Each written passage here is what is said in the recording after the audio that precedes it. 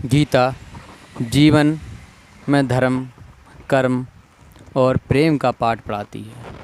श्रीमद् भागवत गीता का ज्ञान मानव जीवन और जीवन के बाद के जीवन दोनों के लिए उपयोगी माना गया है। गीता संपूर्ण जीवन दर्शन है और इसका अनुसरण करने वाला व्यक्ति सर्वश्रेष्ठ होता है। गीता के अनुसार जीवन के 3 मंत्र हमेशा याद रखना चाहिए।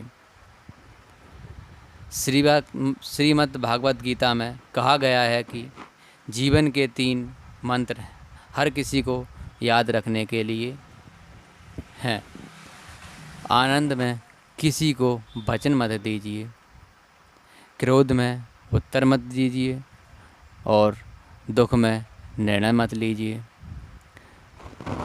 श्री कृष्ण का कहना है कि जो भी व्यक्ति स्पष्ट और सीधी बात करता है उसकी वाणी कठोर जरूर होती है, लेकिन वह कभी किसी के साथ छल नहीं करता। जीवन में कई बार हम बड़ी बड़ी परेशानियों से यूँ निकल जाते हैं मानो कोई साथ दे रहा हो। इसी अदृश्य शक्ति का नाम परमात्मा है।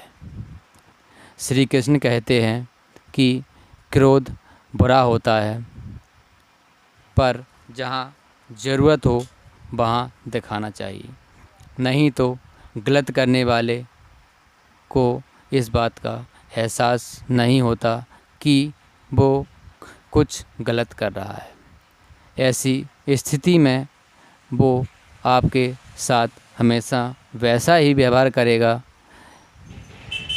गीता में कहा गया है कि सत्य कभी दावा नहीं करता कि मैं सत्य हूँ, लेकिन झूठ हमेशा दावा करता है कि मैं सिर्फ सत्य हूँ। अच्छे इंसान में भी एक बुरी आदत है कि वो हर किसी को अच्छा समझ लेता है। गीता में श्री कृष्ण कहते हैं हमारा भाग्य हमारे ही अतीत के कर्मों का फल है। उसी तरह हम आज जो कर्म कर रहे हैं वो हमारे आने वाले कल को निर्धारित करेंगे। गीता में दिए उपदेश आज भी उतने ही प्रासंगिक हैं और जो मनुष्य को जीवन जीने की सही राह दिखाते हैं। गीता की बातों को जीवन में अपनाने से व्यक्ति को खूब तरक्की मिलती है।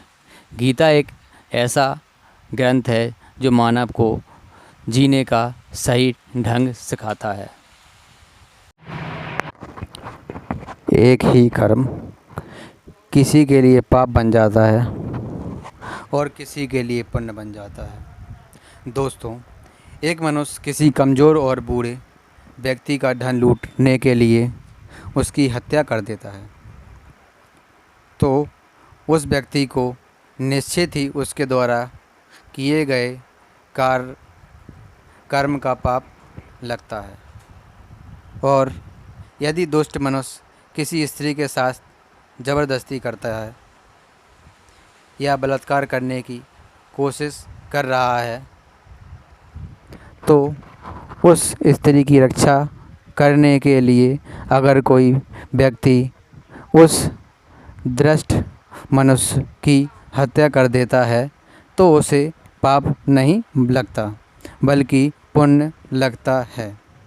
दोस्तों, कर्म तो वही रहा किसी की हत्या करना, परंतु उस कर्म के पीछे भावना क्या है, मारने वाले की नीयत क्या है, इसी के फ़र्क से एक ही कर्म के लिए पाप हो सकता है, दूसरे के लिए पुण्य हो सकता है। जिस भावना और नीयत से मनुष्य कर्म करता है उस नीयत के कारण एक ही कर्म किसी के लिए पाप बन जाता है और किसी के लिए पुण्य बन जाता है।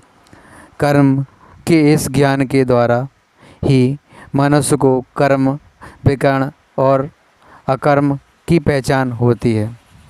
उसका अर्थ यह है कि मनुष्य जब निष्काम भावना से कर्म करता है तो उस कर्म का फल उसे नहीं भोगना पड़ता, इसलिए वो अकर्म हो जाता है। कर्म उसे कहते हैं जिसे सकाम भाव से और फल की इच्छा से किया जाता है। उसका फल मनुष्य को उसके कर्म के अनुसार आवश्यक मिलता है। अच्छे कर्म का अच्छा फल मिलता है और बुरे कर्म का बुरा फल मिलता है। और जो असत, कपट, हिंसा आदि अनुचित और निश्चित कर्म को विकर्म कहते हैं। राधे राधे। वास्तव में प्रत्येक प्राणी को